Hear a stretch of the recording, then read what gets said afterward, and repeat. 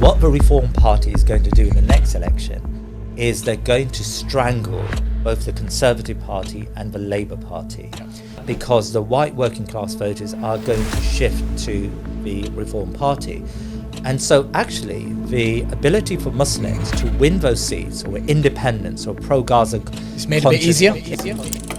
So from one side, there's that pluralist position within your party, but also there's the dogmatists who believe that, the Muslim community are regressive. There's no space for social conservatism. No space for any form of moral perspective that does not accord with their particular version of progressivism at this moment in time. And Zarah Sultana probably represents that side. So here we've got a paradox. She pretty much said those things. Right. James Bell, who's a Catholic MAGA supporter, wanted to go and fight the Iraq war at one stage in his life, right?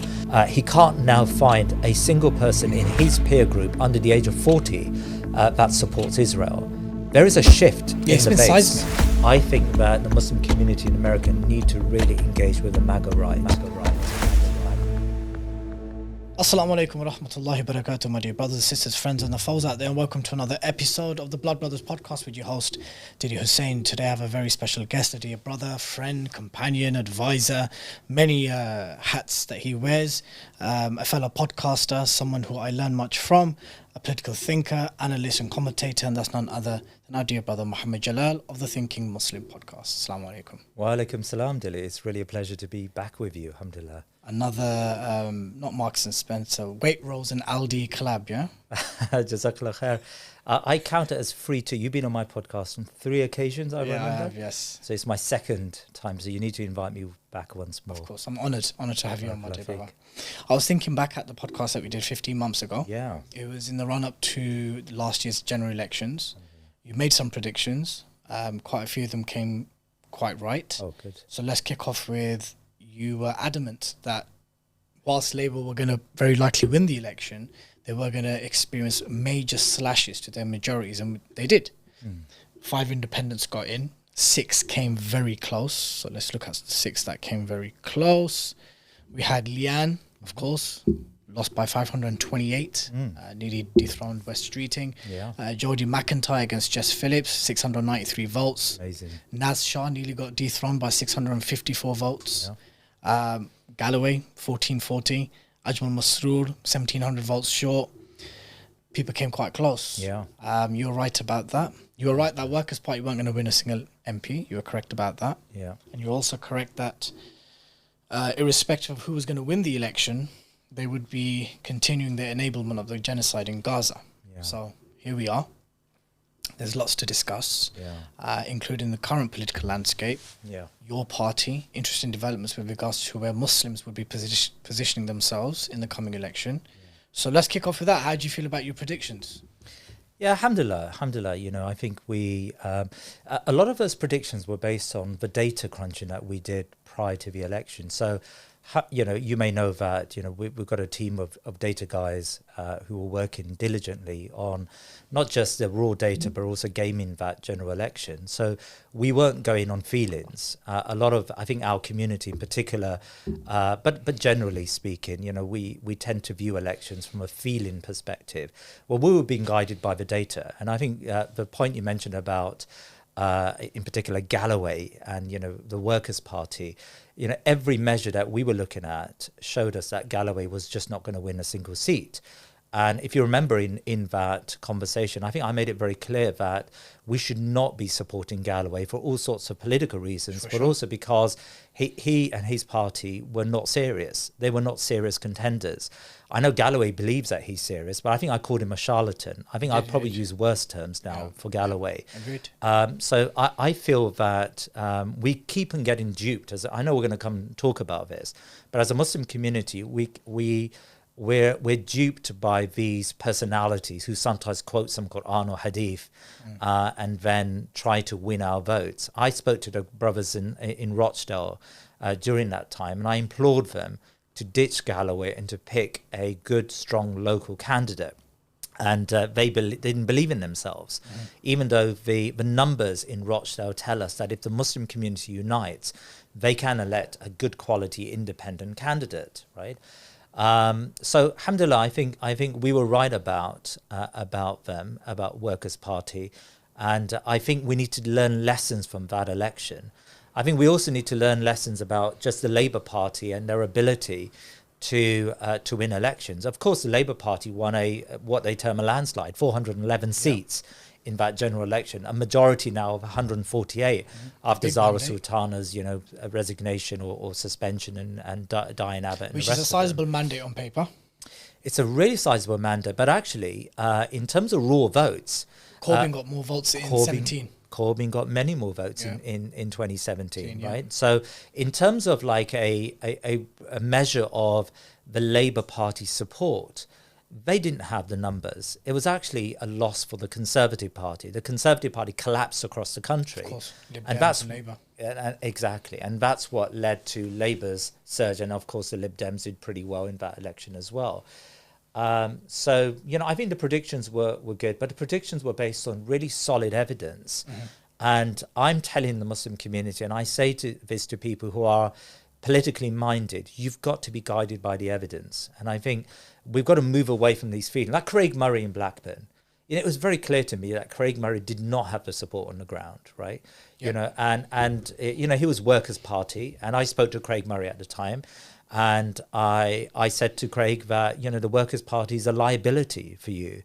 But he didn't listen to me. And it was pretty good that Adnan Hussain won that election. And actually, I'm so happy with that outcome. And even though 5 pillars were involved with some of the dramas that was happening, without any malicious intent, we're so happy that Adnan won. Yeah. He was the right candidate for Blackburn. And subhanAllah, I think on Gaza in particular, Adnan has been one of the best. Yeah, consistently most outspoken. Yeah, really well spoken. He's able to articulate the cause of Gaza. He's spoken truth to power on so many occasions, and he's been pretty instrumental, I think, in supporting our causes. So, alhamdulillah, there's a lot of positives to take away. There is. But let's now fast forward 15 months. Yeah. And in that space, the very significant mandate which Keir Starmer and the Labour Party came into power with is increasingly appearing to be losing due to many factors, scandal after scandal, whether it's the Russian Ara Ali and the housing scandal, Tulip Siddiq and her shenanigans with her aunt and corruption, Angela Rayner, Mandelson, you name it. It's been scandal after scandal. Yeah. Rise of Reform.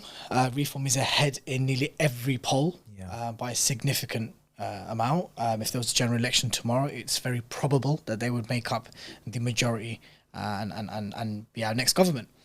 We have also a lot happening with the split and the fringe of the left of the Labour Party, which has resulted in, of course, the Your Party, led by Jeremy Corbyn, somewhat Zarah, which we can discuss shortly, and obviously the other independents. We have the very competent, very articulate Zack Polanski, now leading the Green Party, with Motin Ali as his deputy.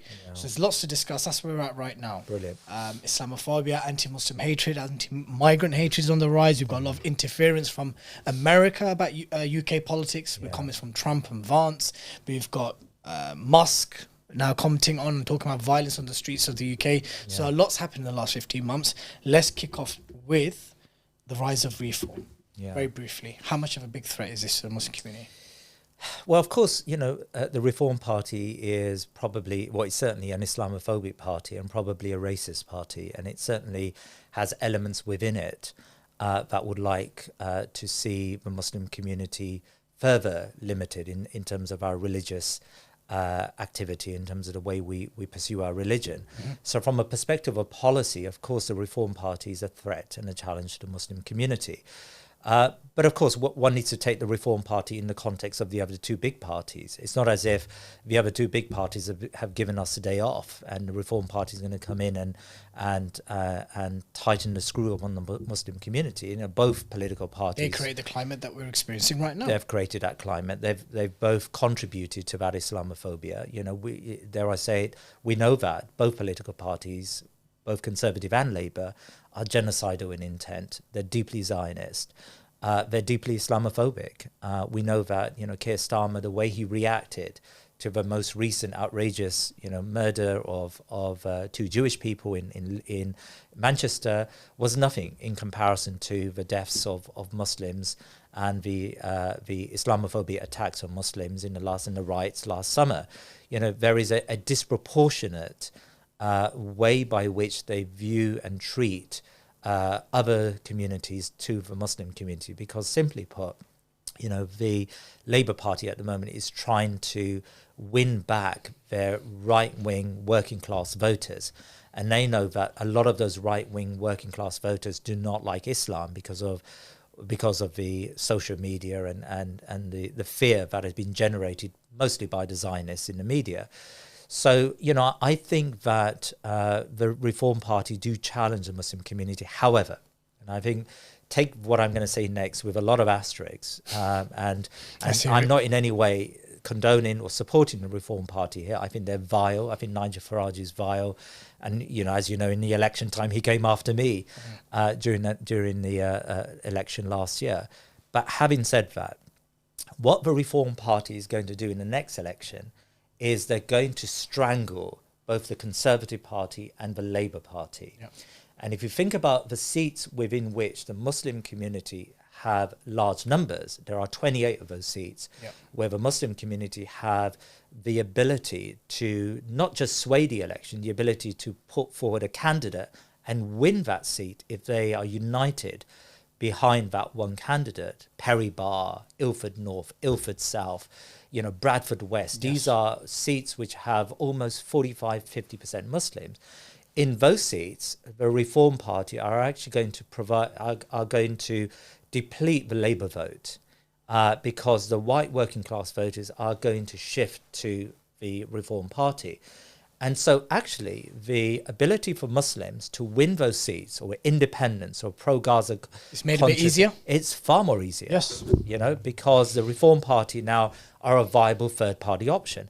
They're not going to form a government, by the way. I don't believe they're going to form a government. You don't think they will? No, I don't think they're going to form a government. I mean, they could implode in 4 years. A lot can happen in 4 years, and that's where the Starmer doesn't collapse in that 4 years, and there's not a snap general election. Anything can happen. You're probably right. Anything can happen in those 4 years, and the Reform Party can become stronger in those 4 years. Sure. But the way that the political system works implies that a party like Reform, the best they can achieve probably at this moment in time is majority opposition. They can have a majority opposition, or they can slice enough Conservative votes to take over the Conservatives as a second party. So the shadow party, the party of opposition, Her Majesty's opposition, as they say. Mm-hmm. And I think that's quite possible, especially if the Conservative Party end up doing a deal with Reform because they realise that their vote is hemorrhaging. So potentially you could have a Conservative Reform alliance, yep, and that could be a potential problem from a policy perspective. But as in terms of short to medium term, the Reform Party are actually working our favour because they're going to those constituencies. In those constituencies, yes, they're going to hemorrhage. They're going to deplete the vote of the Labour Party and the Conservatives in those seats where Labour and Conservatives have sizable numbers. So in Bradford West, for example, or in Ilford South or in Ilford North, what you're going to find is those white working class voters who aren't pro-Gaza, who aren't pro-immigration, they're going to vote for Reform, and that's going to bring down the overall winning North, line. Yardley, Hodge Hill, yeah, Solihull, Bradford West, yeah, Rochdale, yeah, Bethnal Green, Stepney, all these, yeah. All of these seats, if you think about Bradford West, of course, it has a sizable 45% to 50% Muslim community, but it also has a sizable non-Muslim community. Now, of course, I've spoken to the councillors there, who are really good, by the way, and they've done their best to reach out to these non-Muslim voters. It's not as if we believe as Muslims that we should live in silos. Absolutely. And we should live isolated lives. So they've tried their best to reach out to them. But of course, the energy of Reform and their simplistic message, which is deeply Islamophobic, does resonate with some of those voters. We would prefer it, and again, take this with a lot of asterisks, but I would prefer it that they vote for Reform than if they vote for the genocidal Labour Party or Conservative Party. Wow. Because it just splits the vote. That's going to get cut up. It's just going to split the vote. No, I think from a long-term perspective, Reform is, of course, very dangerous for us, right? From a short to medium-term perspective, I think that reform is going to harm the two big parties. And the way we win these seats, and I'm being very clear here, From that disruption. we got 4 independent MPs. We should have got far more. We should really be in the region of 25 independent MPs, because there's nothing stopping us from doing that. The political class know that, the Labour Party know that, and that's why, by the way, Keir Starmer has been so keen recently to do an about turn on Palestine and supposedly call for a Palestinian state, which we know is symbolic and doesn't mean much. But he knows full well that he's fighting reform on the right, and he's fighting the Muslim voters and pro-Gaza conscious voters on the left, or supposed left, right? And so, and of course, your party on the left. And he needs to try to placate the Muslim voters, because the next time round, if he does win the election, he's going to win by a very slim majority, if not a minority government. He needs every vote. So actually, our votes are going to count far more than they did last time. Yeah. Now, it's within that landscape and within that situation, which you've very succinctly articulated, that we are now seeing people gravitate towards the new Your Party.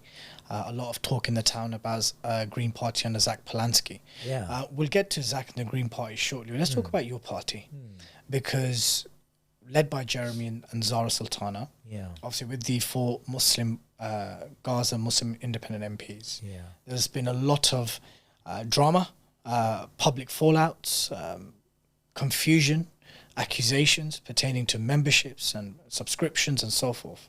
The last I checked, Zarah did kind of show that there was some effort to kind of reconcile and work together.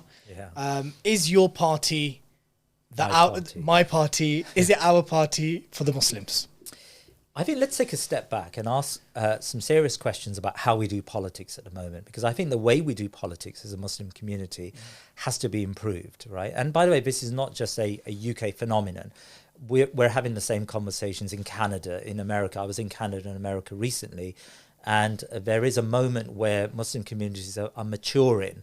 We're realizing that the way in which we think about politics has to be radically reformed, radically overhauled. So how do we currently look at politics? We either look at politics as eternal allies. So we connect with political parties because we think that they're our soulmates, they're allies to us. All eggs in one basket. All eggs in one basket. Yeah. Or what we do is we think about politics from a representation perspective. As long as a guy is brown, we're going to vote for them regardless of who they are, right? As long as they're black or brown, we're going to vote for them. And they may end up being the worst politicians, but we continue to vote for them.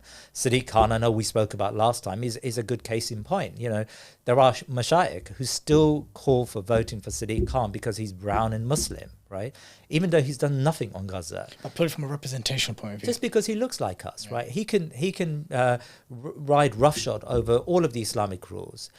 He can ally with Zionists, but as long as he looks like us, we've got to stop thinking like that.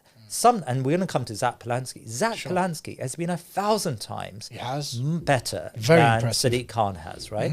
Zack Polanski has principles. Zack Polanski cares. Zack Polanski is called out for genocide.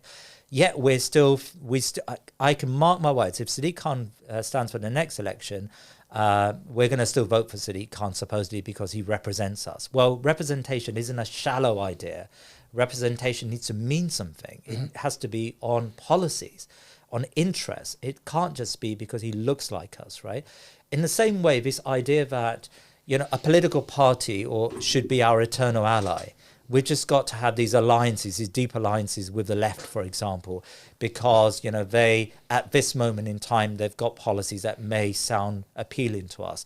To quote Lord Palmerston, again, to quote another racist, this is going to go viral, but to quote another racist, Lord Palmerston, who was, foreign minister in the 19th century, Lord Palmerston said about Britain, we don't have any eternal friends or allies, we just have eternal interests, right? Well, we need to think like that when it comes to politics. Politics is about interests and transactions. It's about what do we get from political leaders. It's about having a very hard-nosed approach to our conversations with these politicians. Are they serving our interests as Muslims? And are we engaging in a rightful transaction with them, right? So we've got to be transactional. And if they don't serve our interests, you ditch them and you find someone else, regardless of what they look like, regardless of who they are. And so we've got to come into politics with this mindset. We're not allies of the left, neither are we allies of the right. We're people who've got who believe in justice. We're people who believe in rights. We're people who have interests. We're a community that believe that we've got a hierarchy of interests. And then we've got to engage with the politicians based upon those interests. So now if we think about it like that, it's about transaction. Do you believe there's a consensus in our interests? Isn't that one of our issues? Probably not. I mean, in the last election, by the way, surprisingly, regardless of Gaza the was a massive thing. Gaza was the big thing. But for how long will that be a thing that kind of galvanizes us all? Well, I think Gaza was a good platform from which we realized Gaza raised the consciousness in the Muslim community. Because remember when we were going around, I was going around to Leicester and these places, and so many of our community said to me that we can't, there's no hope. There's no way we can win independence. I mean, that's breaking every record to win a single independent in this coming election, right? We won 4 independents. And by the way, we won those 4 independents on probably 4 or 5 weeks of work. Imagine if we put the work in now and we consolidated the base and we established good quality political apparatus within our communities, where we would be in the next election, right? So I feel that we as a Muslim community have got to mature in the way we view politics. Now, of course, we're going to have differences. The Muslim community isn't a monolith. Like, it's not as if that my hierarchy of interest would be the same hierarchy of interest of someone living in, I don't know, Bedford or someone living in Hammersmith or whatever it may be. But I think it's wrong to say that the Muslim community doesn't have some very important interests that they believe politicians should be serving. Mm-hmm. Foreign policy interests is certainly one of them, and Gaza is certainly at the top of the list for all Muslims. Whether you're regarded yourself to be a religious-minded Muslim or a less religious observant Muslim, let's put it like that. Obviously these are very problematic terms, but nevertheless, everyone united on the issue that our politicians are not serving us, not serving our community when it comes to Gaza, and they're continuing not to serve us. The Labour Party remains a genocidal party, right? Islamophobia is an interest. The fact that so many of our communities, those 25 or so communities where Muslims have a sizable number, they've been deserted by the mainstream political parties. Even think about Bradford West. I visited Bradford West late last year, and it was very clear to me that politicians don't care about these communities. The reason why they don't care, Birmingham, go to Parry Bar. I mean, the reason why they don't care about these communities is because they believe we're going to continue to vote Labour.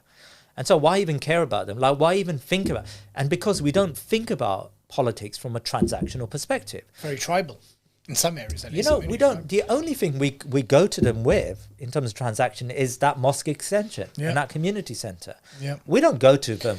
And by the way, that's once a year, once every 5 years. We go to them and say, "Oh, we need, please, sir, cap in hand, please, sir, can we have some more extensions to our mosque?" Right? We don't have a political apparatus within our Muslim communities where we're continuously engaging with them, and we're hard-nosed about that engagement, and where we believe in the worthiness of the transaction. So in answer to your question, we haven't quite got there. We don't quite have a clarity on the hierarchy of our interests. But I think fundamentally we've got to change the way we do politics, right?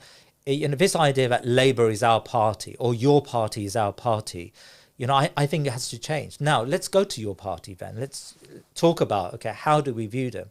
Let's see your party from this perspective. They're not our allies, and I don't mean that in a negative way.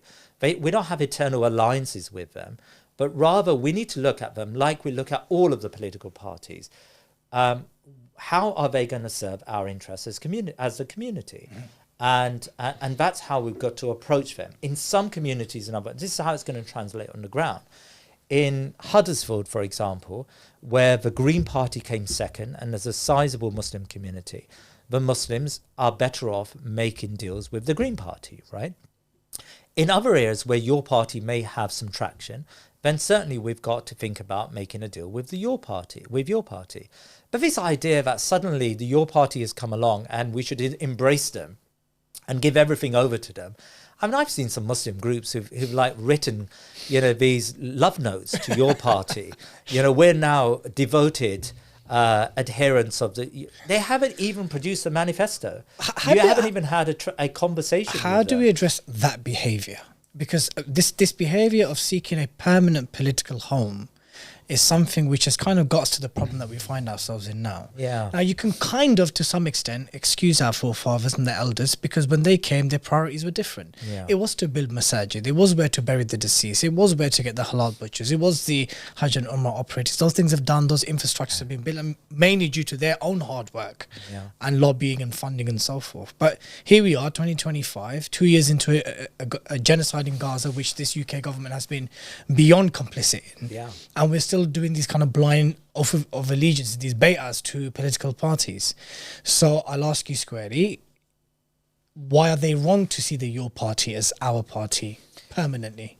Your party has not even produced a manifesto yet. Okay. They haven't they haven't even agreed on policies, right?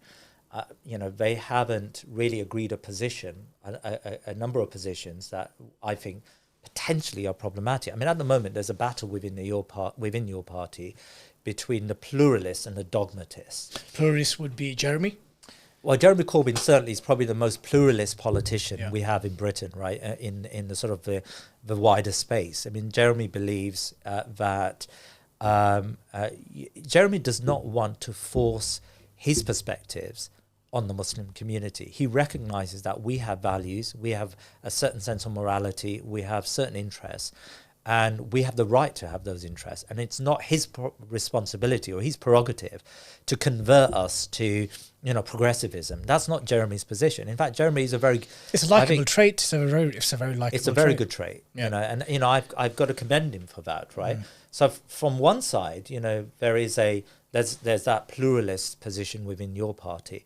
But also there's the dogmatists who believe that, the Muslim community are regressive. There's no space for social conservatism. No space for any form of moral perspective that does not accord with their particular version of progressivism at this moment in time. And Zarah Sultana probably represents that side. So here we've got a paradox. Not represent. She pretty much said those things. Right. She said it very early on.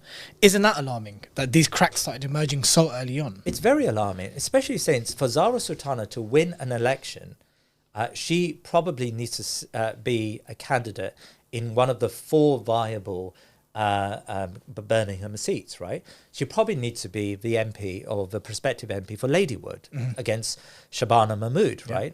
And are you telling me that the community in Ladywood are going to look at what? Good luck.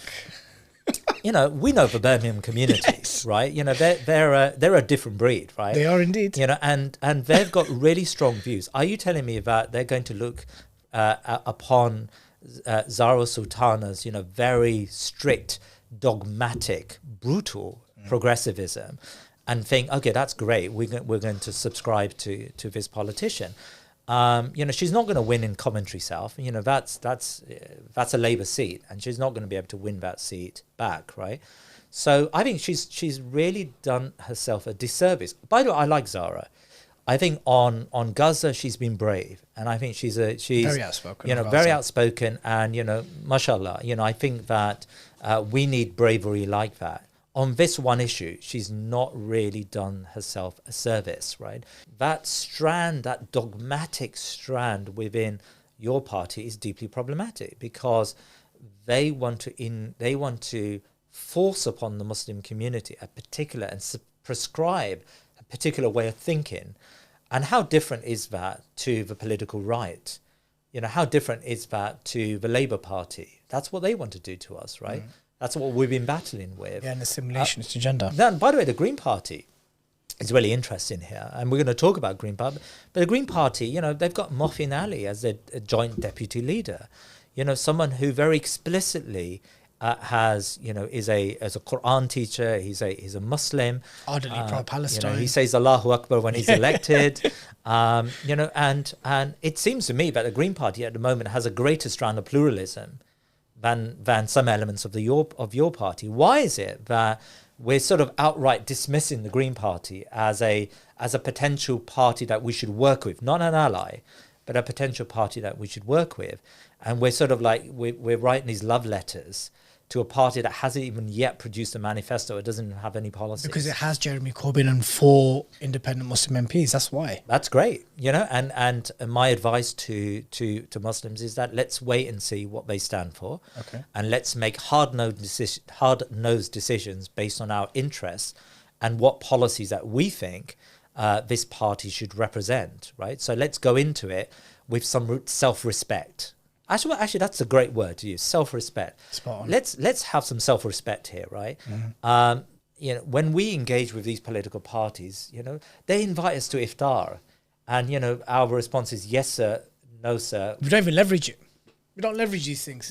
Let's just go to the iftar because Yes we're at the all the table. time. Yeah. It's what Imam Tom calls biryani politics. As long That's as a they good one. supply us with biryani, which of course is the best food, you and I will Of agree. course. And no other cuisine in the world ever Comes remotely close. remotely close to it, right?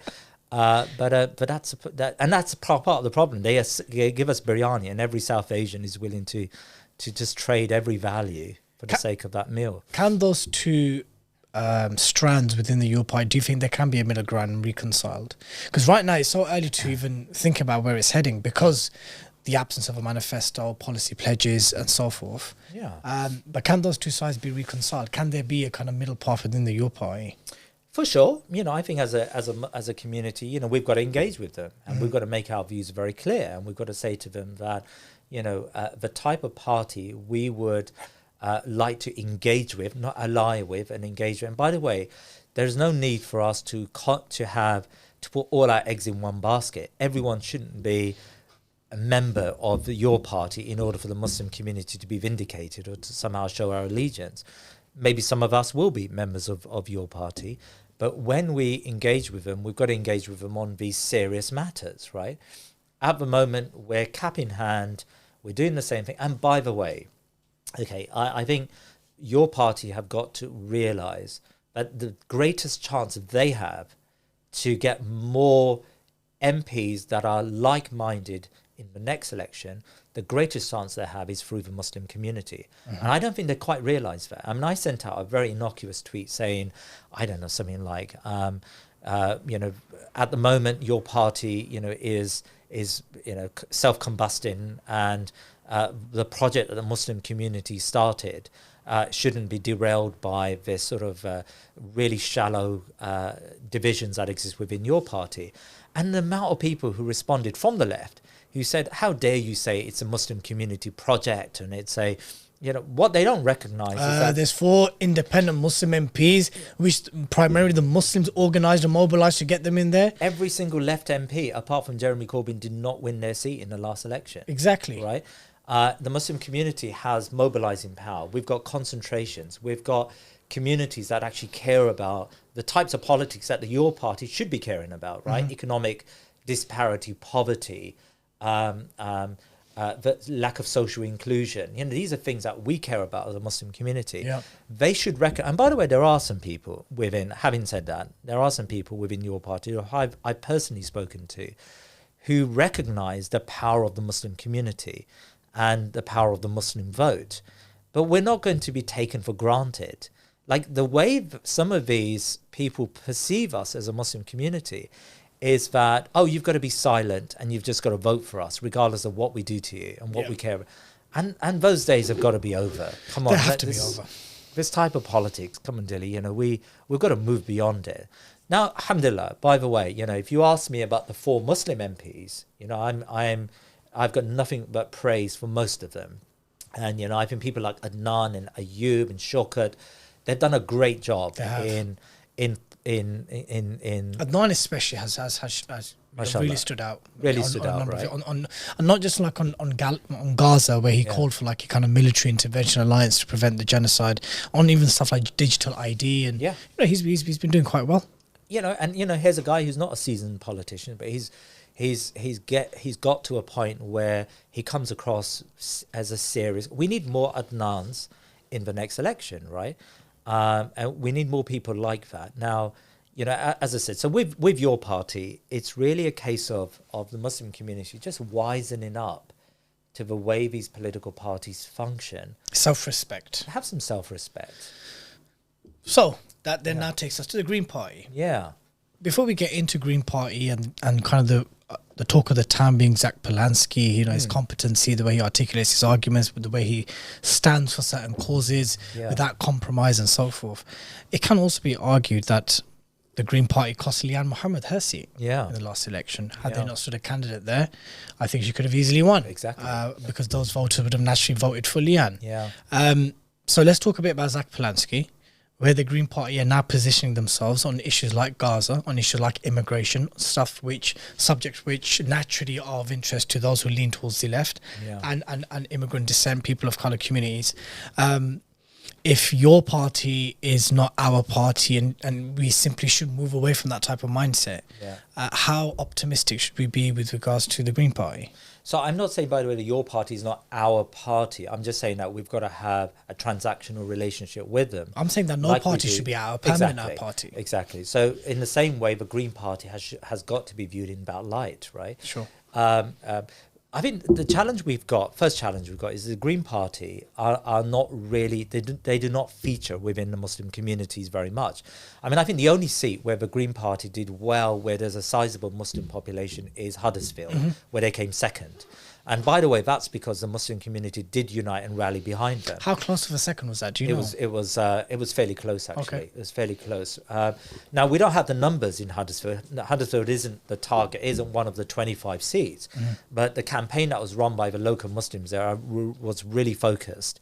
And so they managed to get the Green Party candidate to come second. And by the way, in the previous election, Green Party was fourth or fifth or something. So that was a really great... But the Green Party, have to recognise that was because of, on the back of the Muslim vote, right? But in every other seat, in Bradford West, in Perry Bar, in Ladywood, in Ilford North, the Green Party features zero. I mean, they're nowhere. They come fourth or fifth in those seats, and there's no way. So I think the first challenge is that in the 25 or so seats where Muslims can target an independent, the Green Party really don't feature. They don't have a sizable party, neither is that a target seat for them. And I can't imagine the Green Party putting any resources into those seats because they're trying to grow in parts of the country where they've got realistically a chance to win that particular seat. They've got 4 MPs. They want to double those MPs. And that's not necessarily going to come from seats where Muslims have majorities. So how do we prevent a Liane Mohammed situation? Right. Because as a national party, they will stand candidates in every single constituency. So the Green Party have this conference decision, which I'm in conversation with them. I've spoken to Mothin about this. I've spoken to Zack Polanski about this. You've got to change this partisan position. It's in your interest. I actually think in this next election, there needs to be a grand deal. A deal between Muslim independents, your party, and the Green Party, where we all decide to not stand in each other's territory, in each other's place. We divide up the country. We don't stand in each other's seats, but we help each other in those seats where we can help. We've got 80 seats in this country where Muslims are above 10%, right? In those seats, we may not be able to win an outright candidate, but we'll be able to support. We'll be able to swing. You'll be able to swing those. So we should really be going to the Green Party now. We should be going to your party and saying, look, this is the demographic you're dealing with. We have some ability to unite the Muslim vote. Treat us as equals. Zack Polanski in the last election made a big error. I implored him. I told Zack. But I like Zack. I think on so many levels, Zack has. You seem to like everyone. Is there anyone that you dislike besides Nigel? I don't like Nigel, for sure. I don't like Kemi Badenoch. I don't like Keir Starmer. I don't like David Lammy. I don't like... So, Shabana Mahmood. Shabana Mahmood, of course. I don't like Sadiq Khan, unfortunately. Yeah. I mean, alhamdulillah, he's a Muslim, but I don't like him. I think he's okay, fair enough. We know who you don't like now. So I'm answering your question, Dilly. But Zack Polanski is great. By the way, it's Zack Polanski who got Sadiq Khan to admit that there's a genocide. Of 2 course. years after a genocide. Yep. Sadiq Khan has refused to use the word genocide because he's afraid of the repercussions within the Labour Party, and he's afraid for his own career. Yep. It was Zack Polanski who forced him in an exchange at London Assembly. Yep. And it was... Sadiq actually said it. He goes, right, you've got your clip now. It's going to go viral. And it did go viral. And it went viral and it made him acknowledge a genocide within 36 hours. You know, and so that's, you know, the power of Zack. And Zack and Moffin are a really good double act here. They've done a really good job on Gaza and other issues. So back to the Green Party. How do we get the Green Party to change their position? The Green Party have got to change that conference. And it's a simple conference vote. Like, there's no like extraordinary thing they've got to do. They've just got to change that position where at the moment they're obliged to stand a candidate all across the country. I think they've got to be less partisan. They've got to realise that if we're going to create this grand coalition of independent-minded, you know, voters who are largely aligned on so many economic and foreign policy issues, then we've got to so in Ilford North, for example, they shouldn't be standing a candidate. I mean, in the last election, their candidate didn't even knock on a single door, but people still voted for them because they're the Green Party. They got 1,000 votes, right? Yeah. Because they're the Green Party. And we knew that was going to happen. And we spoke to Zack and we said, just, bite the bullet here and give up on your candidate, because you've got someone in Parliament. You can get potentially someone in Parliament like Liane Mohammed, who's going to be someone who champions the cause and who's got values that you agree with, Zack. But unfortunately, Zack was just too partisan to do that. I think. Do you think they can sign up to this grand coalition or pledge of not standing in each other's constituencies? I hope they do. The problem at the moment is your party and Green Party. I mean, they're so obstinate. You know, they have people within them that believe that they're going to win great numbers of seats, right? I think your party have got to realise that they don't quite have very many cards. You know, they may have, 700,000 people that have signed up to this register, but those 700,000 people are in the wrong places in the country. Exactly. They may not always translate into direct votes, even in the right constituencies. Right. Yeah. So I think your party have got to wake up to the electoral realities. I just think they're going on a feeling at the moment. They don't quite have, I don't think they have the data people. To be fair, I mean, I've spoken to, I know them quite well, and believe it or not, they just don't have the infrastructure that you'd believe they will have. I think the Muslim community have far greater data people and infrastructure than they have at the moment. Mm-hmm. And I mean, in the same way, the Green Party have got to recognise that the seats that we're fighting in are not seats where the Green Party can even get a single MP. So why bother going through the motions and putting forward a candidate? You've got to do a deal with these various elements. I really hope that the Green Party, your party, and the Muslim community come together, and we work together in this next election to fight against these regressive political parties, to fight against the genocidal parties, all three of them, Reform, Labour, and Conservative, and we work together. That's what I hope to do. I think it's going to take a lot of, I think your party in particular, I blame your party at the moment, because I think your party have too many elements within them that have no idea how to do electoral politics. And so they are, and sorry that's a bit harsh, but they have people amongst them who have these grandiose ideas, but it hasn't translated onto the ground. So do you echo the sentiments that it has an element of sixth form college type politics? I wouldn't go as far as to say sixth form, because I used to teach, and A-level students are actually quite good. They are very smart. They're very smart. So I wouldn't say that, right? What I would say is, they're not realistic. They haven't got this. They haven't thought deeply about the battlegrounds in this next election, and that's partly because they're still talking about procedures and process, and it weighs them down. They're all hungry. They're fighting one another. There are these interminable conflicts within, and that's a problem with the left. Is there a risk of your party being infiltrated if it hasn't already? I have no idea. I don't know enough about Green Party or not Green. I'm talking about your party. It's your party, so I don't know enough about your party. I think potentially it can happen. I think there could be some kind of Labour elements that can kind of get in there. I don't know how, but time will tell. And they obviously need to put the safeguarding measures in place to ensure that doesn't happen. In terms of advisors, in terms of policy advisors, media engagements and stuff like that. The problem with, unfortunately, again, it's the problem with your party is that it's so leaky. You know, WhatsApp conversations are leaked to the Times newspaper, right? That's great. And at this stage, a political party, you've got to be more serious. I think they haven't yet got to that level where we should be taking them seriously. I hope they do. And I really hope that the pluralistic wing of the party becomes stronger. And I hope that brothers like Adnan are able to direct the party in the right direction. I think I want them to do well, by the way. All my criticisms does not imply that I would want them to fail. I want them to do well. They're not a serious party at the moment. And that's, I think, the problem. We have got, as I keep reminding you, you just have to enter a meeting with, I don't know, the Muslim Vote, right? With my friend Riaz, the data guy, right? You met Riaz. Yes, you just have to go into a meeting with these guys and you get a sense of seriousness. You know, they're thinking about the numbers. They're thinking about battleground seas. They've got, they're thinking deeply. Abu Bakr from Muslim Vote, Sumaya from Muslim Vote. You speak to them and you get really intelligent conversations. At the moment, I'm speaking to your party people, and all they're cared about is this soap opera between Zarah and Jeremy. And I just think that, really, are we at that stage? There's a genocide taking place, and you guys are involved in this mudslinging. Brothers and sisters and friends, I see that you're enjoying the content.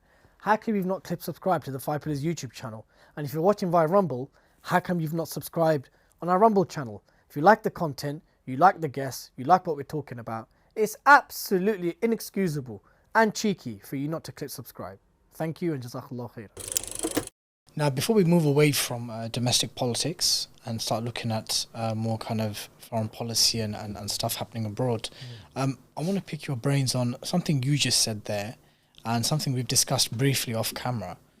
And that is that if Muslim communities up and down the country in those specific 25 to 28 constituencies, we have the right ingredients, the infrastructure, the resources, the manpower, the voting power, all of this in place. Why is it beyond the realms of impossibilities to form a Muslim party? And before I hand it over to you, is it not happening anyway, de facto, via the Muslim independence? If we have that resources, if we have those in place, those numbers, the sheer numbers of it, why can we not just form a Muslim party? The Christian parties exist in the United Kingdom that participate in elections. They don't do remotely well. Most people don't even know they exist.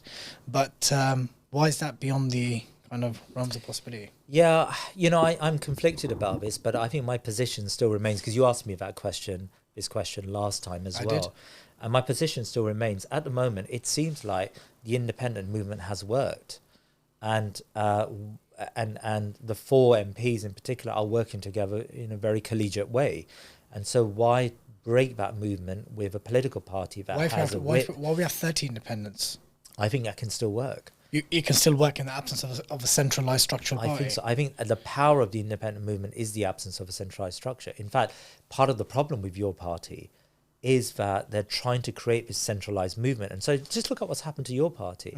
What in effect is happening, like under the bonnet, you've got different groupings that are trying to vie for power. So you've got one grouping that's trying to dominate conference, another grouping that's trying to dominate the working committee, another group and what they're trying to do is they're trying to muscle in on different committees within your party in order to have for dominance within. And that's what you will find will happen within the Muslim community, where different power groups are going to vie for power, at least at the moment. If you can unify, and I know it's a big thing to get one single candidate. I mean, Birmingham, sadly, was we should have won all four of those seats. True. And we didn't do it because a lot of hope in Birmingham there was. Right, so because there were split votes, right? And that's what caused that problem for us. But I think if we can get beyond that as a Muslim community, then there's nothing stopping the community from having good quality single. Now, by the way, how many of the independent MPs do you envisage being Muslim? I don't think all of them need to be Muslim.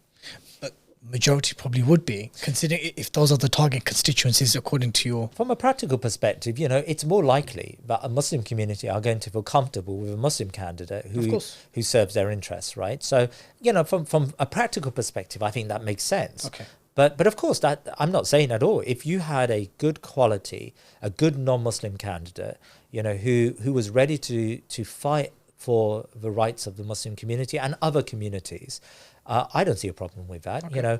As I said to you, So Zack Polanski, is again, to go back to Zack Polanski is a great example. If Zack Polanski decided to stand in Walthamstow, that's a good example, by the way, because I think I've heard on the grapevine that Zack Polanski may stand in Walthamstow, which is Stella Creasy's seat. I mean, Stella Creasy, of course, is an MP that has, let's say, unsavoury connections with the Zionists, right?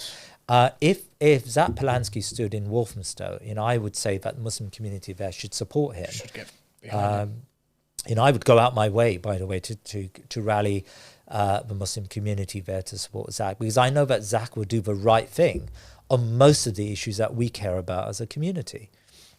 Just to wrap up then, what do we then say to those who are from the anti-voting camp?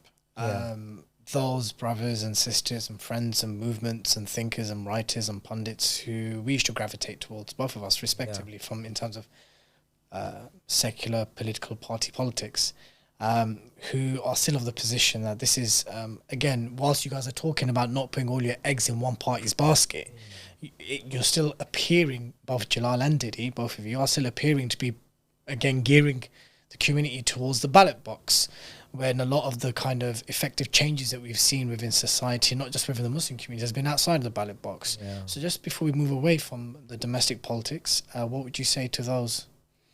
So I think there are two positions here, actually, not just one position. There's one position. The first position is that it's haram to vote. And that's probably like the HT position, Abdul Wahid and others would say that, right? And then the second position is that, you're giving life to a system. It's better to be outside of the system. And that's probably the Cage position. That's Asim Qureshi's position and others within Cage. So I think you've got these two separate positions. Now, that second position doesn't argue that it's haram. They just argue that why bother? Like, why? It's almost like a time.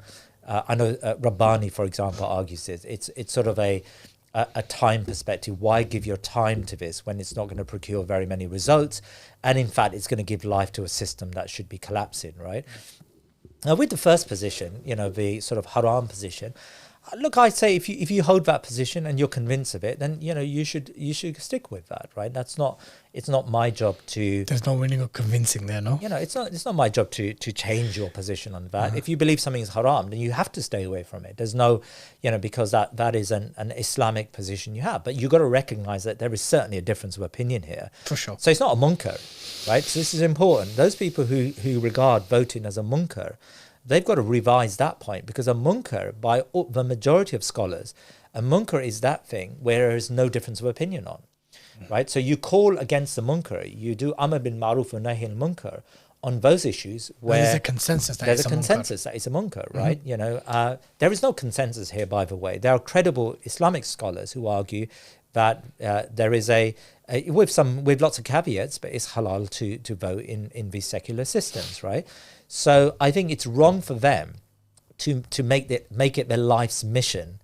I met some Americans who came to Britain, and they came to visit me for a couple of days, young guys, right? And they happened to be as you do, Americans that come to Britain, they love to go to Speaker's Corner, and then love to go to they want to savor like a kebab shop. So they end up in a kebab shop, and these guys walk in and start blasting them, for why is that you guys are so invested in the elections and voting or whatever.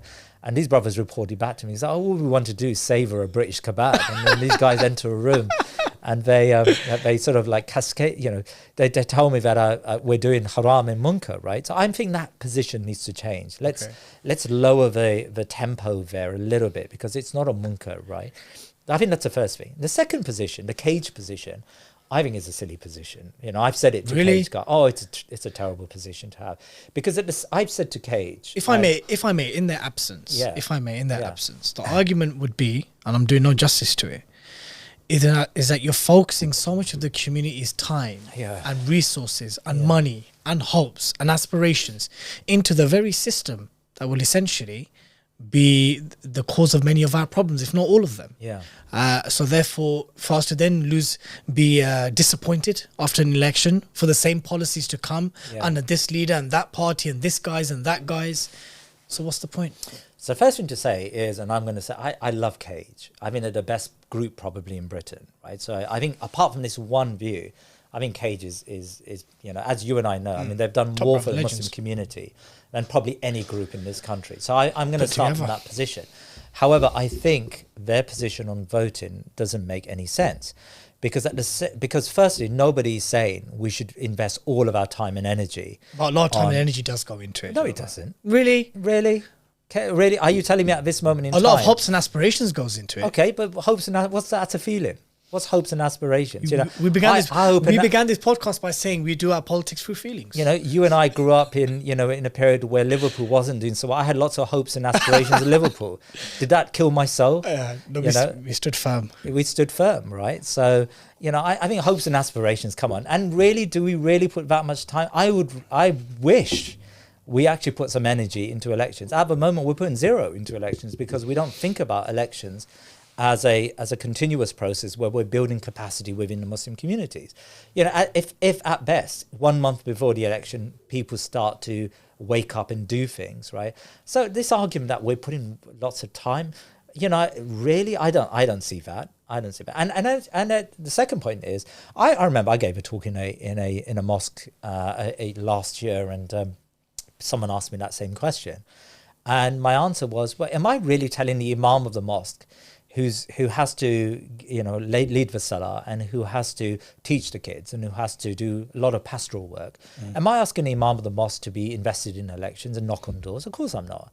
All I'm asking for is a group of people within the Muslim community who engage in this and keep the Muslim community informed. That's really what we're calling for here, right?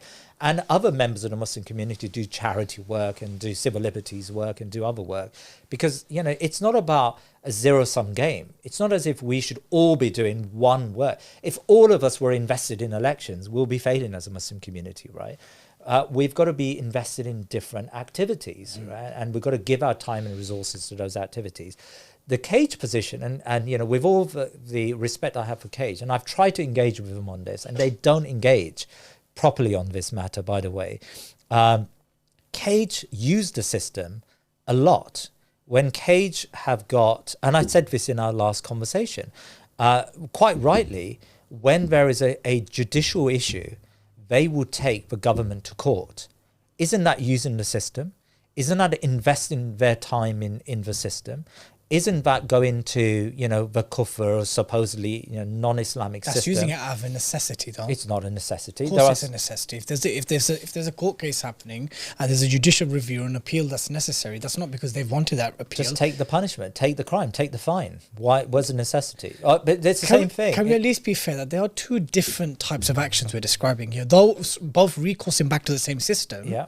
There's one which, in terms of voting and parties and strategically thinking how the Muslims should vote, is different to now we are seeking a particular outcome on this matter, and an appeal or a judicial review is something that we did not choose or opt for. Yeah, but that's if you think. See, in their minds, the impression that's given, or they try to. By the way, it's a straw man argument.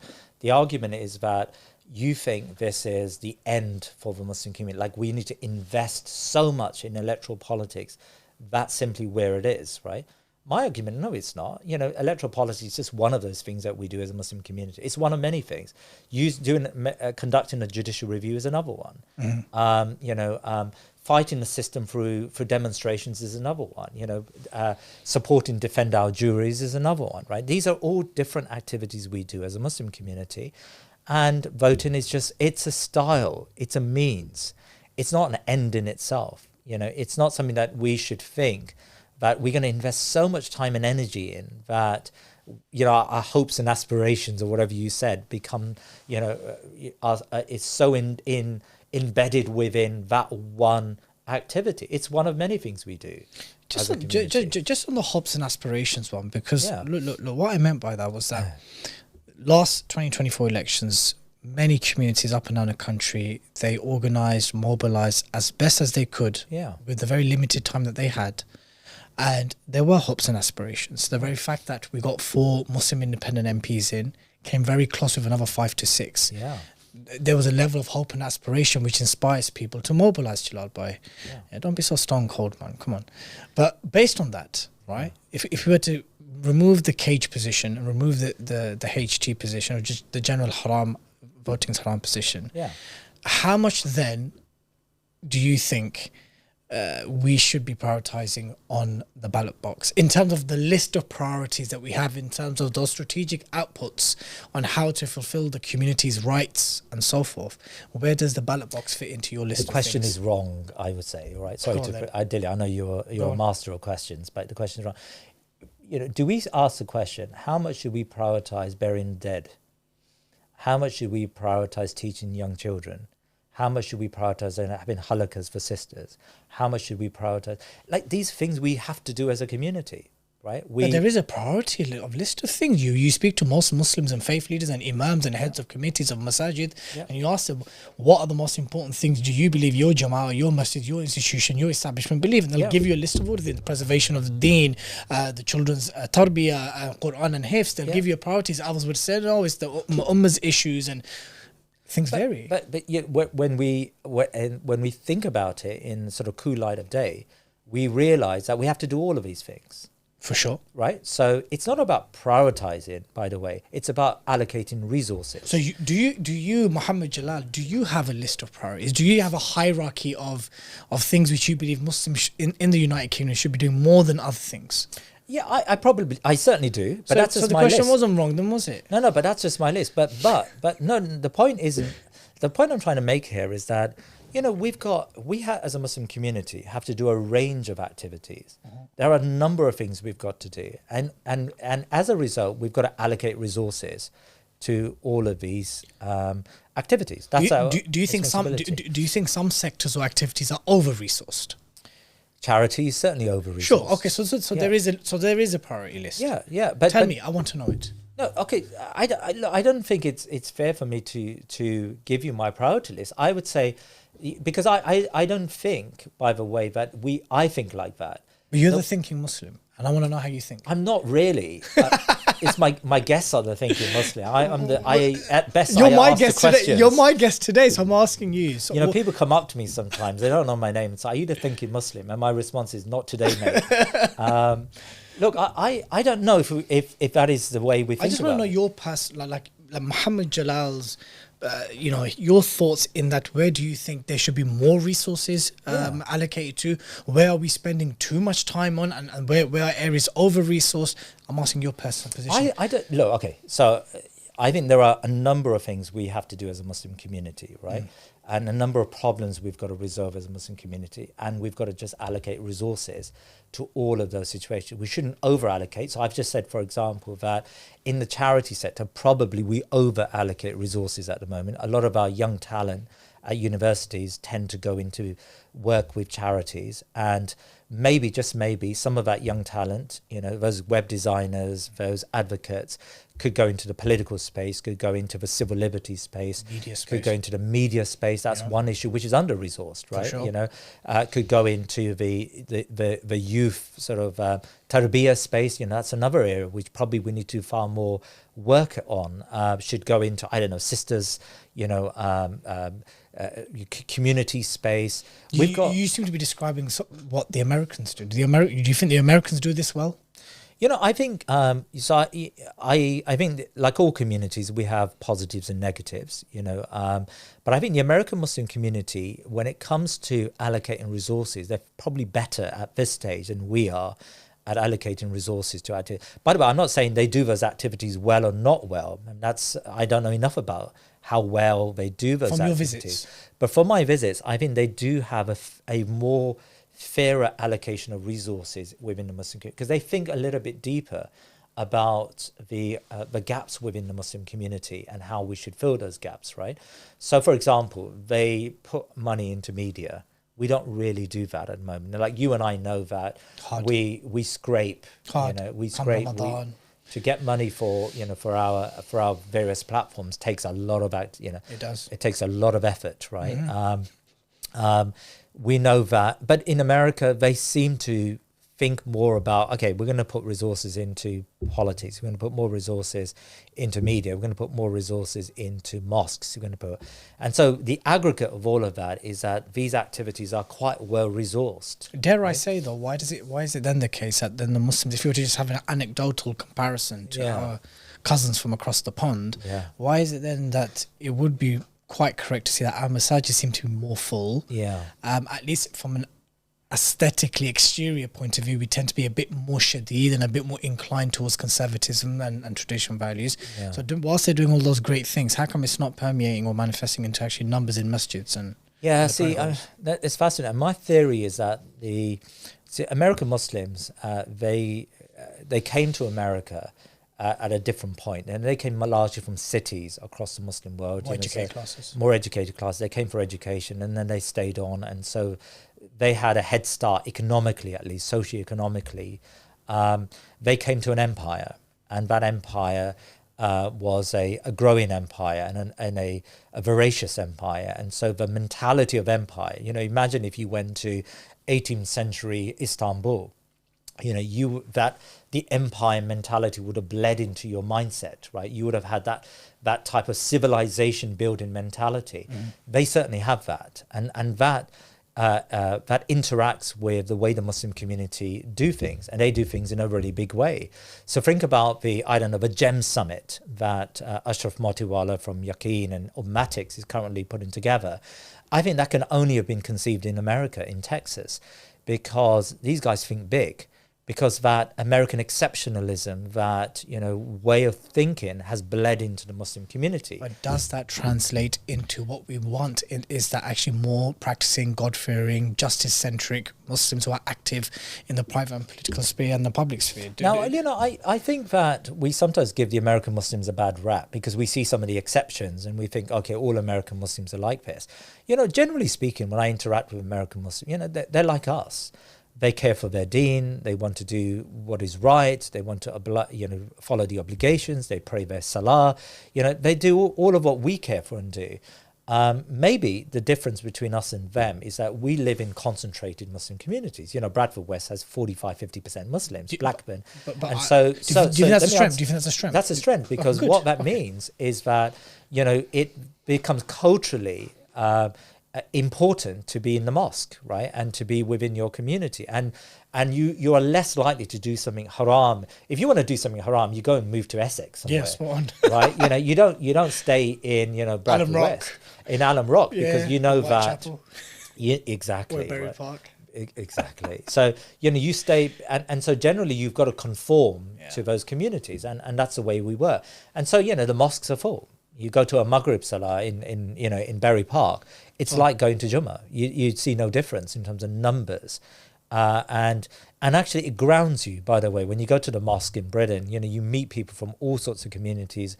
Now you go to a mosque in Dallas, right? You're going to meet middle-class people all the time, right? Because Dallas is a community of migrants, and these are people who've moved from New York. These are well-to-do people who've moved But these are well-to-do people who've moved largely because they want to keep their identity of their children, and they want to move away from those blue states, who have the democratic states who have sort of enforced a particular type of social progressivism upon their kids, right? So these are very adherent Muslims. They live in more sparsely populated areas, but they still have the same identity concerns that we have as Muslims, right? So I think that, I would advise you go and visit Dallas, visit these Muslim communities if you haven't, Dilly. I mean, I've visited Canada often. Yeah. I've not visited the States yet. I don't think I'll be allowed entry, but I'll give it a shot, inshallah. Give it a shot. I mean, I think, who knows? Donald Trump may like you. Really? Dilly, because, you've invited a lot of right-wingers onto your program. So, well, on that subject, rightly aptly raised, one of the predictions, or one of the statements you actually said, which went viral, by the way, if you recall, was your comments about the responsibility of Muslims in America in wanting American hegemony to rescind in the world. Yeah. Right? This is a bad thing. This is not good for Muslims. Yeah. And the last 15 months has kind of proven that point as well. So I'm guessing that you wouldn't be putting forward Donald Trump for the Nobel Peace Prize. No. However, now this is again, please don't cut this out as your viral moment, right? Okay. However, I think that the Muslim community in America need to really engage with the MAGA right. And I think they've got to think deeply about how they engage with the MAGA right. So you're talking about the likes of Candice and Nick Fuente, that constituency? Absolutely. Margaret Green and these guys? Absolutely. Tucker Carlson. Yeah. Look, the MAGA right, MAGA as an idea is probably one of the most important developments in American domestic and foreign policy since the Second World War. At the moment, what that movement stands for is up in the air. It, of course, is white chauvinist. It is deeply anti-migration. But at the same time, there's a growing anti-Zionism within the movement. And it happened very quick. Sorry? That movement has grown very quick. Has grown very quickly. Yeah. And also, there is a realization that we've been duped for the last 25 years of the war on terror when we made Islam the enemy. So non-interventionist kind of foreign policy. The non-interventionist foreign policy. Now, we as a Muslim community have to shape that conversation. And that requires us actually to have conversations with the MAGA right. You know, I interviewed James Bell, who's a Catholic MAGA supporter, wanted to go and fight the Iraq war at one stage in his life, right? I interviewed him and, you know, he told me that he can't now find a single person in his peer group under the age of 40 that supports Israel. There is a shift in the base. It's been seismic. It's a seismic shift. It's been a huge shift because ultimately this is a constituency of support which Israel and the Zionist lobby have always relied on for decades. Yeah. And now not only are they questioning the proximity of their respective governments with Israel, but they're actually literally calling it out and even going beyond and actually sometimes delving into type of anti-Semitic tropes. Yeah. I mean, that's how loud and proud this kind of element within the MAGA movement has become. So when are you planning on having your next MAGA guest on then? No, we're trying to get, you know, some MAGA guests on, and more importantly, in terms of like da'wah, you know, I was encouraging the Muslim community there to go and visit these areas, you know, go to the Deep South, have conversations. You know, there's Dr. Bilal Paracha. He just came back from Gaza. You know, mashallah, the guy's a force of nature, and Dr. Bilal has been doing that just as an individual. He's been interacting. He's a doctor in an emergency ward. He interacts with a lot of these people. And, you know, he recognizes the importance of engaging with these MAGA supporters. And by the way, what he tells me is that the majority of time, these people haven't interacted with Muslims. And so when you engage with them, because they're not like the progressive left, many of whom have this deep Islamophobia, and they've got this thick sort of like, why is it Muslims don't conform to our progressive values? When it comes to like values, there is a similarity there, right? I'm not saying we're the same, but there's a similarity there. And actually on a personal level, they're actually very polite. You know, a lot of them are very polite and very, very amenable to the Muslim community. So, you know, I met with a group of converts there who are in Texas. And, you know, my argument to them is that you need to drive this, have conversations, go and visit them, go to their town halls, go to their church spaces, go to their bazaars, and start to engage with them as Muslims, right? Yeah. I think that's important because we can shape this movement. The strategy should be similar here as well. I mean, obviously MAGA is far more prominent and it'd be more impactful. Yeah. But a similar kind of outreach needs to be done here. There is an element of the right who can be engaged, who should be reached out to, who there can be a values-based conversation, and I think that's very important. And that's why we shouldn't say to ourselves that we're leftists or we're rightists or we're this. We're not. No. You know, in the inimitable words of Imam Tom, you know, we're weirdos, right? We don't belong to the right or left, right? We're just people who believe in values, we believe in interests. We're in the middle there. We're in the middle, and we've got to engage. And by the way, we've got to engage civilly and give them some time and don't sort of cut them short because they've got these white chauvinist values. Now, by the way, I'm not saying here we should be naive. In the same way we shouldn't be naive to the dogmatic left, we certainly shouldn't be naive to the right, in particular those elements in the right who are deeply Zionist, right? Because Zionism, and we find a lot of that here in Britain. MAGA has three strands. Yeah. It has a white ethno-nationalist strand, which is very anti-Israel, dare I say at times anti-Semitic. Yeah.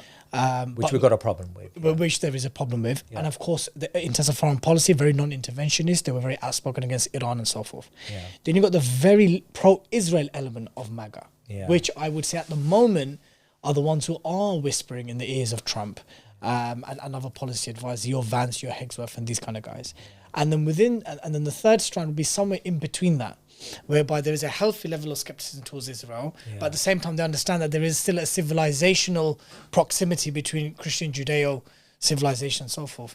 So I think there is... It's that middle ground we've got to appeal to. It's that middle ground we need to appeal to. Yeah. And I think they exist. They do exist. And we'll be surprised how many of them there are and how courteous the conversation, how civil the conversation can be with these people. And so if da'wah means anything today, see, for me, like elections are just, they're one thing we should be doing. Like, you know, if anyone gets the impression from our conversation today that elections are somehow the gold standard of the work we should be doing in Western countries, I think, you know, we would be mistaken to believe that. It's about all of this, because ultimately what we want to do is shape public opinion in our favor. Because what we have is right and correct and the truth. And what Zionism tries to do is to obscure that truth. So we've got to be active. I think as a community, we've got to be very active and we've got to allocate resources. It's down to that. And that's why I'm stubbornly not answering that question. You have it. It's about allocating resources. If you ask me, what should a group of Texan converts be doing at this moment? They shouldn't be engaged in elections. Like, why waste their time on electoral politics? And it'll differ to another state or another community. They should be going to meet the right wingers and actually do this is da'wah. This is public opinion making. This is changing perceptions, one conversation at a time. So everyone has their place. Everyone has and everyone should be doing what we shouldn't have. What I disagree with is this idea that we can't do anything. We sit at home and we embrace dunya and we become, you know, a community that doesn't care about Gaza and doesn't care about justice and doesn't care about economic inequality and doesn't care about these things, because we've got to be active. And I think we're fighting that within our communities at the moment. This sort of, you know, feeling of what can we do? You know, this dispiritedness that exists. And I think we have to change that. I don't think anyone in the MAGA movement, though, would echo what you said on this podcast 15 months ago when you said that we need American hegemony to rescind around the world. No, they do. Oh, no. Oh, wow. Wait a minute. You just listened to Tucker Carlson recently. Tucker Carlson interviewed Aaron, I can't remember the surname now, from Florida. Mm-hmm. And I was surprised at how open they were discussing how America needs to stop being an empire and how America needs to now think about itself and think about itself as a country that has its own interests and doesn't have this sort of globalist foreign policy. But the strength of and this is my problem with that kind of strand, and I want to get your thoughts on this. They call for that, but a strong, stable America would still rely heavily on the economic enslavement of other countries. Maybe not the military. Yeah. Maybe no wars. Maybe not the military-industrial complex. But there's other type of enslavement which exists, and sometimes they miss that bit out. But no, I get that. You know, by the way, I'm not saying that the MAGA movement is going to be like 100% in conformity with the values that we believe in. Right. What I'm saying is that there are ideas within the MAGA movement that need to be shaped, and certainly the anti-Israel, anti-Zionism strand has to be directed. Yep. And the anti-Islamophobia or the Islamophobic strand needs to be directed, because at the moment there is an irrational fear of Islam that exists within the right, and we know where that's coming from, and we have to counteract that. We can't counteract it, by the way, by putting our heads in the sand and believe that these guys are a waste of time and we don't engage with them. We actually have to engage with them. Now, are we going to be able to shape this movement, as you said quite rightly, in every single way? Of course we're not. But that's politics. Politics isn't about when the Prophet ﷺ built public opinion against the boycott in Mecca, he didn't make them Muslim. It was the non-Muslims in Mecca Non-Muslims, yeah. who broke that boycott, right? And the way they broke the boycott, by the way, is that the young men in Quraysh, they placed themselves strategically in the crowd. Yep. And so they voiced their opinion one by one, and it made it look like that yeah. it was everyone saying it, right? Yep. These weren't people that were Muslim. These were people who became sympathetic to the fact that you were boycotting your own. So politics isn't about getting everything. It's about choosing your interests and choosing your battles appropriately, and focusing on those issues at the exclusion sometimes of others. Where do you think a lot of interest and comments from the likes of Vance and Trump on UK politics is coming from? So we've seen, like, you know, Elon Musk speaking at Tommy Robinson's march 2-3 weeks ago, telling people that violence is coming their way, and, you know, be prepared, because if you don't, you're going to die. A lot of these Islamophobic anti-Muslim propaganda is being amplified by Musk on X, which is one of the key battlegrounds of public opinion, at least online.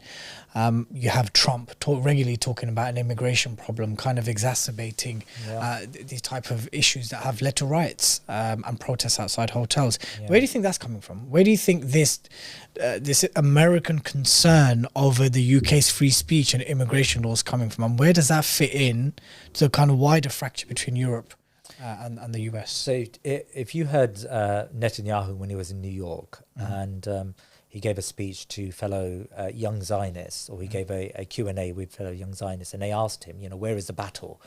And he said the battle is X, the battle is TikTok, right? This is where the battle is, because they're losing. This lady who was Zionist, she was saying, you know, we're losing Americans. How do we counteract that? And his argument is that, you know, we need to counteract it by censorship, in effect. That's what he was arguing on X and on TikTok, and to have our own sort of counter narratives on these things. So it is we know that, you know, Tommy Robinson is a paid up Zionist, right? Straight up. He gets money from Israel.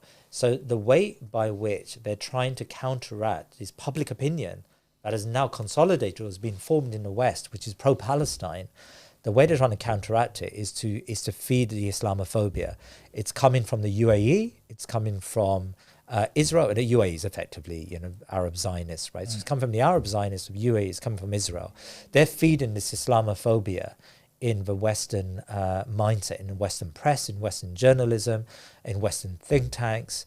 That's coming from them. By the way, that's proven, by the way, brothers and sisters. The UAE's funding of various neocon Zionist think tanks across Europe is a proven matter of fact. For sure. You know, that they're giving money to these organizations in order to promote Islamophobia. Yeah. Like any pretense that the UAE will somehow, I don't know, you know, has his long-term game, your long game of you know, 6D chess. 6D chess, you know, it's not. It's just an Islamophobic Zionist state and government, and it's hell-bent on serving the interests of the Zionists, right? So that's where the money's coming from. You know, that's where the incentive is to promote this Islamophobia. Now, some may say, well, that's just too powerful. We don't have a state that's counteracting that. But the way that modern technology is moving is that we now have the ability to generate soft power from within civil society. And through decentralized means. And that's why Ashraf Motiwala's GEM Summit is really interesting here, by the way, what he's trying to do. Because he wrote a paper, which is on the Yaqeen website, about soft power and why soft power is important. And the point he makes is that civil society, we can't wait for governments. Just our Muslim community, we have the expertise. We have the people. What we're not doing at the moment is collaborating with one another on projects. So our media people aren't collaborating. Our tech industry isn't collaborating. And so his idea is simple: get everyone into a room, get these people into a room, and get them to start collaborating, and get the money men, the capital within our community to back it, right? Yep. That's really what we need as a Muslim community. And I think it's a really interesting idea.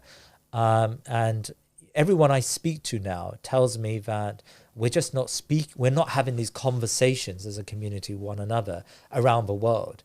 You know, there are Nigerian Muslims who are amazing tech entrepreneurs, and they're not speaking to tech Muslims in Silicon Valley, and they're not speaking to, you know, British Muslims. and they need to interface with one another. You've got educationalists.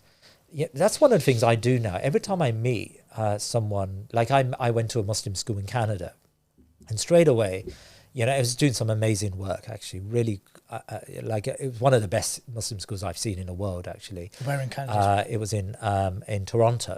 Okay. Really amazing work they were doing. And so the straight thing I did is, okay, take this number of a sister who runs an Islamic school here, and you guys, if you can, start collaborating with one another, because you're probably going through the same problems and challenges, and together you can work together to achieve greater success.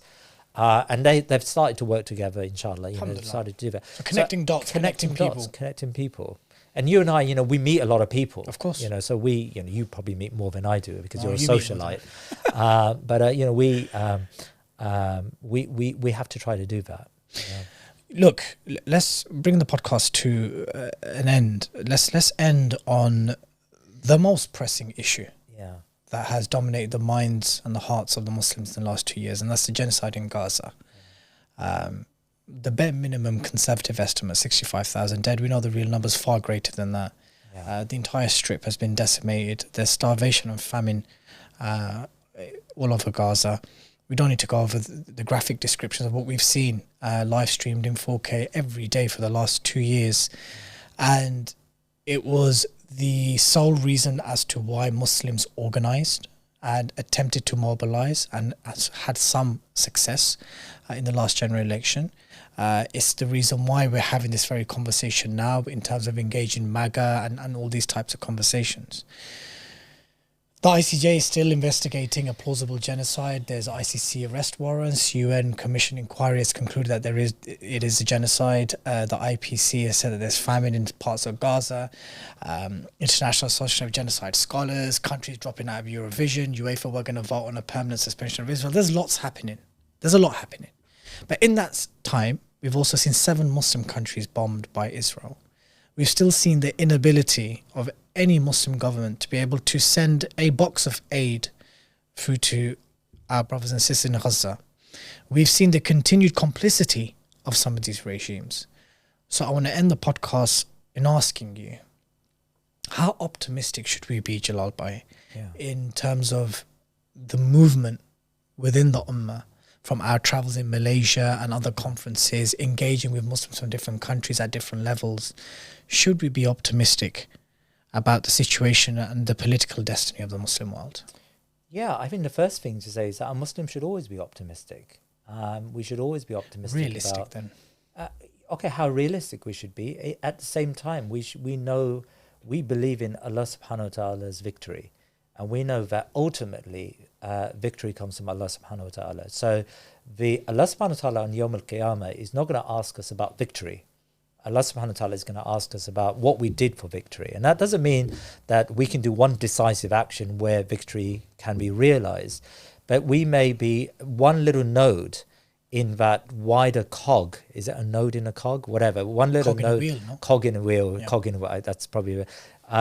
we may just contribute in one way.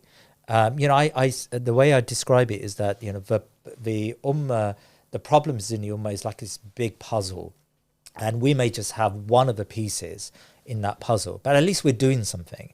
We've contributed to that, and that's our responsibility. Now, that's not a fatalistic view, because we have to contribute with all earnestness and honesty and sincerity, and we've got to give our time and effort to this, right? And not be those people who make dunya overtake our lives to such a degree that we can't give anything to our ummah. If that is our position, we've got to change that, because that's wrong. That's not a place where we've got to be.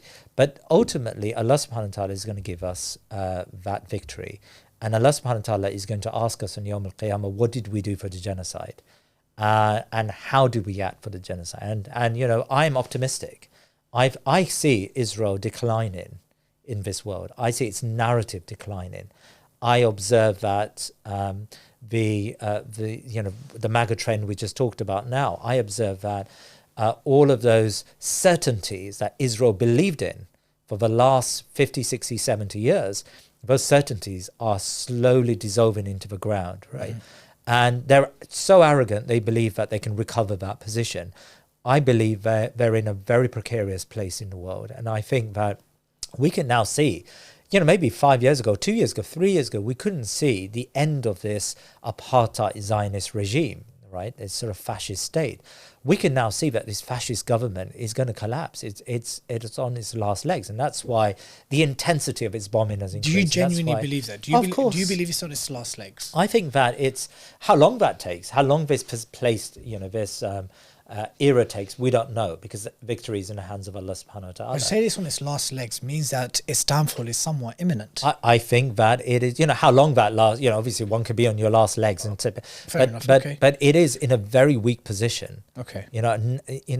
From a narrative perspective, from a public opinion perspective, from a perspective of even the Muslim governments, they're realizing that this greater Israel project, this voracious appetite of the Israeli state to build its living space around the Muslim world, it's never going to end. And that's why some governments like the Egyptian government and the Turkish government and others are worried about this, because Israel is forcing them to worry about that position. What will that worry lead to? I don't know. And of course, we don't believe that the Muslim governments are at this moment in time in the position where, in the right mindset, where they can respond appropriately to Israel. But we're not waiting around for these governments. In the words of, I interviewed a brother who was on the Samud flotilla, and mashallah, a brother from Malaysia. And, I asked him a very similar question. And, he said something to me. He said, he watched a Think a Muslim program a while back where we had Professor Azam on the show, who talked about Salahuddin Ayyubi. And Professor Azam's thesis is that Salahuddin Ayyubi wasn't just one man. He came after decades of revitalization of the Sunni Muslim world, of the Muslim Ummah, right? He was the product. Right? He wasn't the process. He wasn't exactly. Yeah. And so, he said to me that I watched that program and I realized that I've got to be part of his process. I've got to contribute to this process. Maybe it's not me who produces, the ultimate result, but I've got to be part of it. And subhanAllah, just yesterday I was at an event where there were like 200 young Muslims present. And to see the vitality within the young Muslim community, to see that sort of the need for them to do things and to move, there is a shift, there's a change. And alhamdulillah, that change is positive. So maybe, my generation, maybe the older generation, we've failed in some respects, or we haven't quite. But I think the next generation, what we're observing is phenomenal. And that's really come out of Gaza. That's come out of the inspiration, the dedication and movement that's come out of Gaza. So I always say to myself, can I go to Allah subhanahu wa ta'ala and say, at least I tried my best? And I put as much effort as I can into this, and I tried to prevent the genocide as much as I can. Maybe I couldn't stop those deaths. I couldn't stop the 200,000 that probably have been killed by Israel in Gaza. But I tried, and you tried, and we tried together, and maybe in Jannah, inshallah ta'ala, we'll meet those Muslims from the next generation or the following generations who took inspiration from our dedication, inshallah ta'ala, and the small work we put into it, and they multiplied their work and their efforts, right? And we meet them and they tell us that, they were the ones to liberate Al-Aqsa. So maybe that's, and I want to be in that position rather than, return to Allah subhanahu wa ta'ala with very little to show for myself. And I think that's where, inshallah, all Muslims should be. So don't give up, is my answer. Don't fall prey to dunya. Don't get fooled that somehow, the dunya requires you more than the people of Gaza do. Let's keep with this. Let's keep with our responsibility, so that we can be those who have fulfilled our covenant with Allah subhanahu wa ta'ala, and not those who've betrayed that covenant, inshallah ta'ala. Jalal, on that note, I must say it was an absolute pleasure having you back on. It always is. So much to learn from. Allah bless you and preserve you in your efforts. Ameen.